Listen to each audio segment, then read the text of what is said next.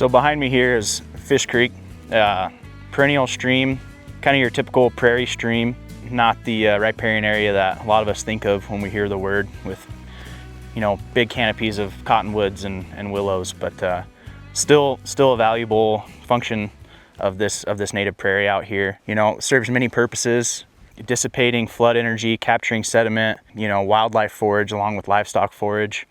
Historically, this stream in particular, and this reach of this stream, has been used for livestock water. It really was the only source of livestock water on this place for a long time. And there's some evidence of that. There's some incision, a little bit of bank sloughing, but really it looks pretty good. You can tell that the functions are occurring naturally as they're supposed to. You can see behind me here, there's some sediment capture with some native rushes and sedges starting to fill in. A lot of the areas where the flow is slowing down and depositing gravel and sediment are starting to veg back in with our desirable native species.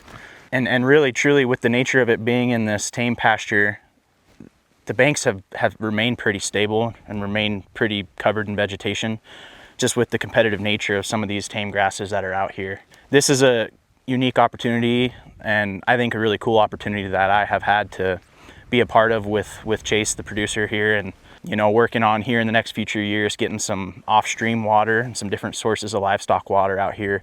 We noticed that there was some willows attempting to establish, and that can be a tough challenge with continual use from livestock and wildlife alike. Even without exclusionary fencing, just the opportunity for cattle to drink elsewhere, especially in the winter months, cows don't really want to be down here in the creek. And it's icy, it's cold, it's slick, it's hard to get to, as you can see in some areas. So just having a good quality source of water that's in the uplands, one, improves your distribution of your grazing, allows them to get to some more of your upland forage, but then also will reduce the overall use on some of this riparian area. I think one of the really cool things about riparian areas is when you're trying to make an impact on a landscape scale as a rancher, farmer, rangeland manager, sometimes you're looking at decades to see any type of improvement, and it might be 20, 30, 40 years before you see the change that you've initiated. But that's not necessarily the case on riparian areas because they're not as dependent on precip. They're essentially sub-irrigated year-round, so the impacts that you put forth, you can see the change a lot quicker, and that's not a guarantee, but it is just something that creates a lot of excitement in me as the land manager. And with Chase, acquiring this property and allowing it some rest, and then with implementing some interior fences, just being able to control that timing and duration of grazing in this area. It's not that we want to completely exclude this riparian area from grazing, because really that helps stimulate a lot of veg growth. And these areas evolved with disturbance, whether it was fire or flooding or browsing from wildlife. So that removal of vegetation is good as long as you can kind of somewhat control the duration and the timing of it to allow for some of our bigger woody species like our red osier dogwood and our willows and some wild rose we've seen on this stream, just to get a firmer hold and further stabilize the banks here, reducing erosion. It would be really nice to see some of the middle-aged class woodies start to be more prevalent in this reach. To do that, I would stay out of it in the spring for the most part. It would probably be facilitated to more of a fall grazing thing. But even then, you're still going to want to control the intensity and the duration because, for whatever reason, those fresh leaders on those woodies are just prime graze for all classes of livestock and critters alike. So limiting that as much as possible to help them get to that middle-age class, and then once they're tall enough and rooted deep enough, then it's a lot easier to maintain them. I've seen and heard that it's really not necessary in a lot of systems to completely exclude if you can control timing and duration. Grazing is a necessary disturbance for this in some way, shape, and form. But if you were wanting to see that quicker turnaround of change and impact on the system, I think an exclusion for 2 or 3 years would jumpstart it. In these prairie streams like this incisement, believe it or not, is somewhat natural. Downcutting occurs on these, less cobbly soil types. I don't know that you're ever gonna see full connectivity with this stream and its floodplain.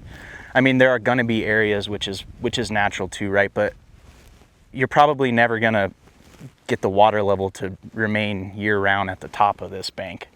That's just not really how this system functions. But like with some of these depositional areas like we're seeing here, and continued high water floods and continuing more deposition, you're gonna you're going to create a toe slope that then is connecting this floodplain back to the stream bank. With the capture of sediment and the dissipation of energy, right? So being able to dissipate energy here is going to then dissipate energy downstream, is going to, you know, reduce your bank sloughing and your down cutting to the neighbor's place downstream, and just facilitate a more functional riparian area overall. Now, we can't necessarily control what our neighbors do, but you know, I think it's going to be kind of exciting to just see what getting some additional water out here will do to this if we keep an eye on it and find the spots where we're seeing the willows trying to come in, and, you know, providing some other source of water for your cow herd so they don't have to rely on this. Thinking about, you know, how this economically affects the ranch, initially we're going to have a lot of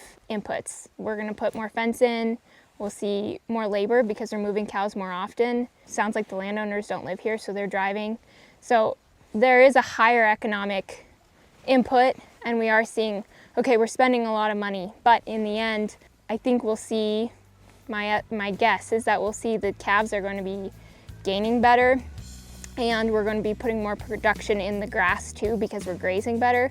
So long term, economically, we get a lot of benefits from managing our riparian area with the mindset of healing it and repairing it. A lot of times we think if we have to put a lot of economics into our grazing, we're not going to see it in the long run, but in the end we do see gains per calves, higher productivity of our rangelands, of our riparian area. And lower labor potentially. And then long-term lower labor. You gain a bunch of utilization of maybe the species that aren't as desirable or aren't as selected for by being able to control space and time in that manner.